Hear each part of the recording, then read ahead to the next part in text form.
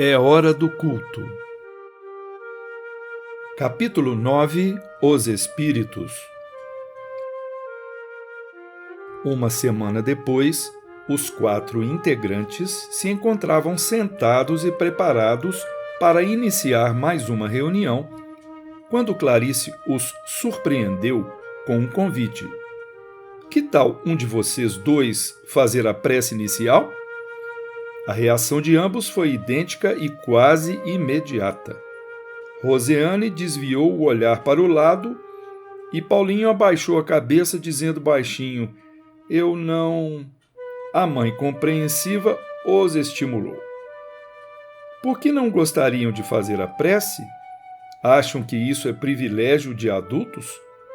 Ah, mãe, rezar é muito difícil, justificou o menino. Depende do que você está pensando que seja orar. Jesus ensinou que basta nos dirigirmos a Deus com o coração. Mas vamos fazer o seguinte: como vocês hoje estão se sentindo embaraçados, não vamos insistir. Seu pai irá fazer a oração e em outra oportunidade vamos convidar vocês novamente. Silvio proferiu a prece inicial e comentou: há dias temos falado a respeito de espíritos. Será que vocês já sabem o que são eles? Bem, tomou a iniciativa o menino. No começo eu achava que espírito era uma assombração e ficava até com medo. Mas depois de ouvir você e a mamãe explicando as coisas, percebi que são pessoas que já morreram. Só não entendo como elas podem vir até aqui.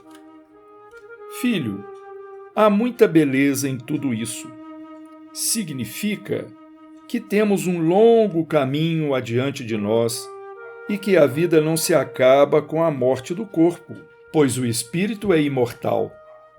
Quando o corpo morre, ele se transforma em outras substâncias, mas o espírito retorna à pátria espiritual. Pátria espiritual?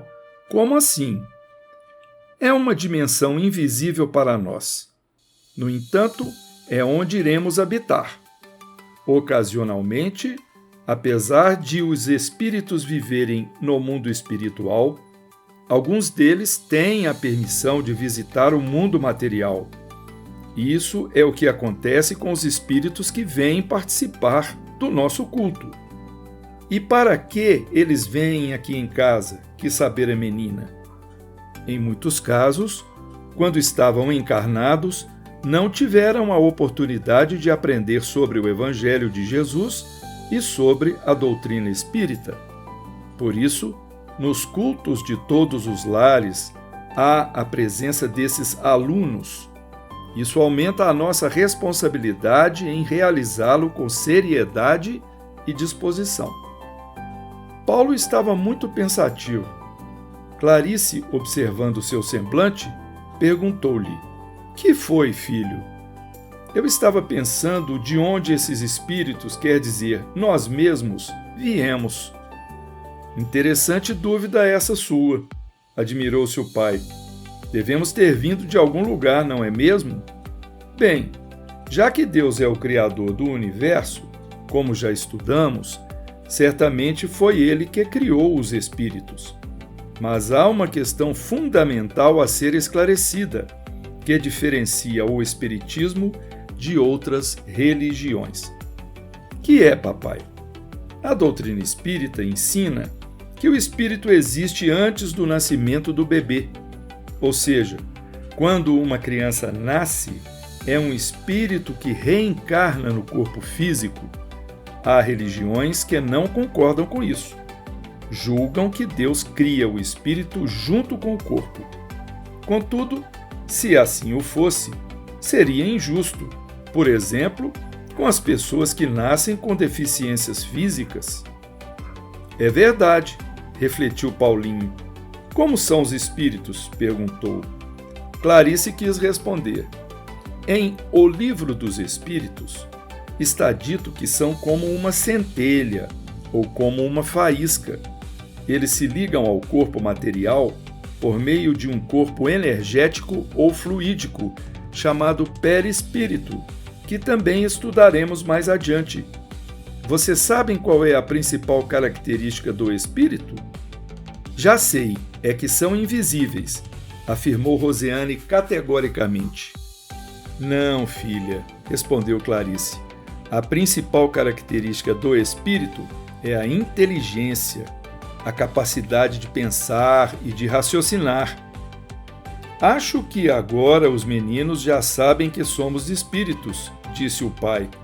Só que em nosso caso, estamos encarnados. E quando o espírito está unido a um corpo de carne, ele é chamado de alma. Mas existe a assombração? Rosiane perguntou, preocupada. O que existe são os espíritos desencarnados que podem, às vezes, ser percebidos por médiuns videntes, isto é, por pessoas que possuem o dom de ver espíritos. Nem sempre tais médiuns têm consciência dessa capacidade que lhes é própria e se assustam com o que veem. Mas a mediunidade também será assunto para uma outra reunião. Uau! Exclamou Rose. Parece que você e a mamãe têm mesmo muitas coisas para nos ensinar, hein? Quem sabe responder? Quando uma pessoa morre, o que acontece com seu corpo? E com seu espírito? Os espíritos são criados junto com o corpo? Qual é a principal característica do espírito? O que é alma?